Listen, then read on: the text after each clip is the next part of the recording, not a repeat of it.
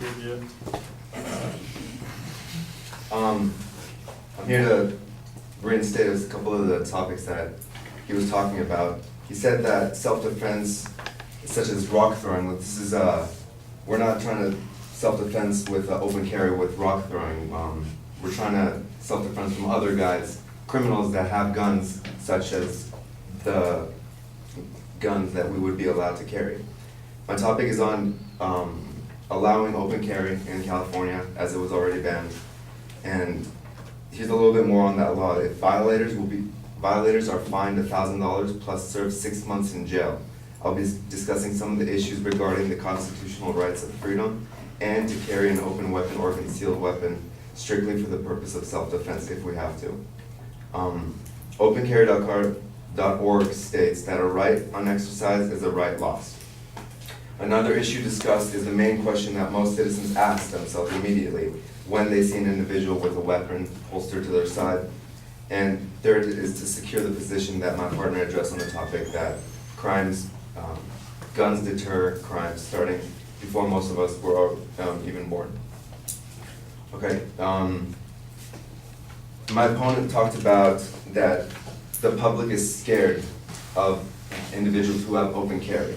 And that's because they actually are not knowledgeable that criminals go to great lengths to conceal their weapon when individuals that have the open carry law with them, they put it out there for everybody to see, and they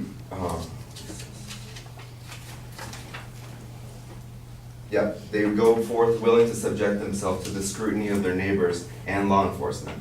They are a visible symbol of law-abiding citizens exercising their rights. So people were more knowledgeable in the fact that guns don't scare people and they're there to help them, then that would make people less scared. He also talked about that the schools, if there was a gun, if they carried guns in schools,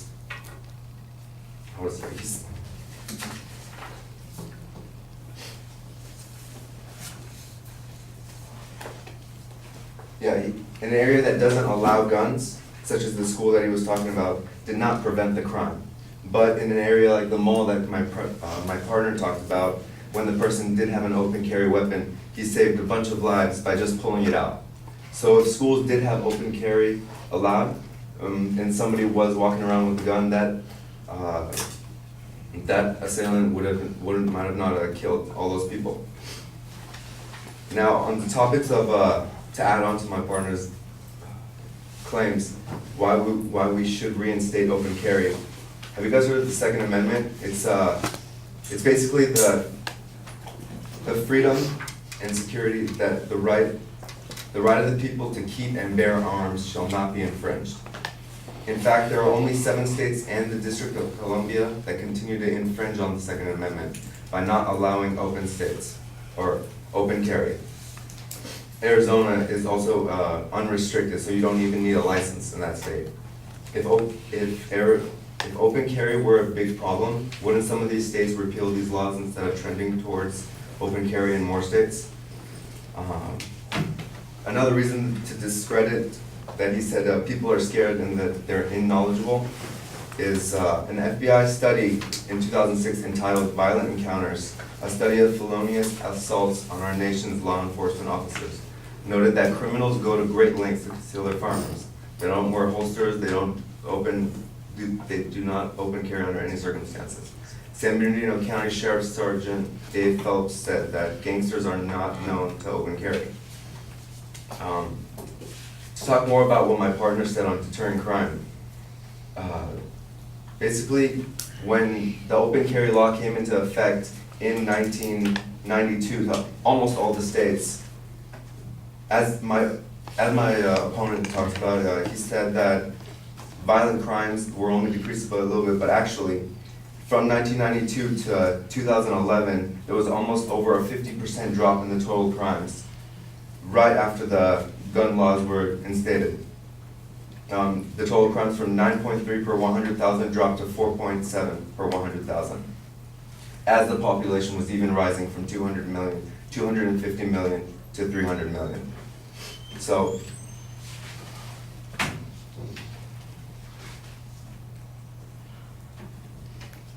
He also talked about open law or open carry in Texas, but there was a situation actually on February 29th, February 29th, and an incident was that a civilian helped out a police officer by shooting the assailant when the officer was in trouble, and it's not every day that you hear the police give a civilian a warm thank you for entering a lethal shootout.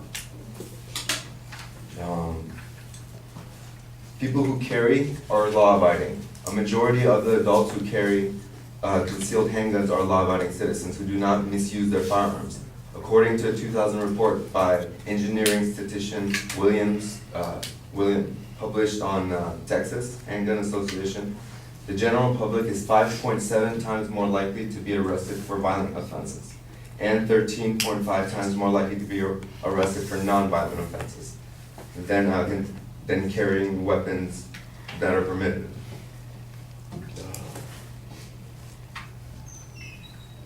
And finally, to add on to what my partner said about they deter crimes, according to the 2000 study by John Lott, PhD,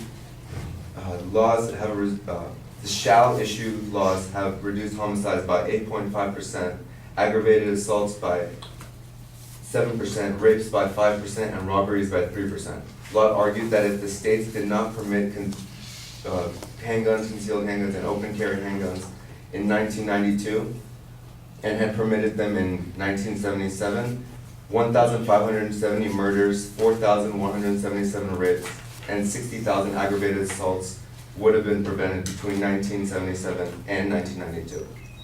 So, in conclusion, open carry has benefited mostly and brought down the total violent crimes in the USA drastically and will continue to make a change. Thank you.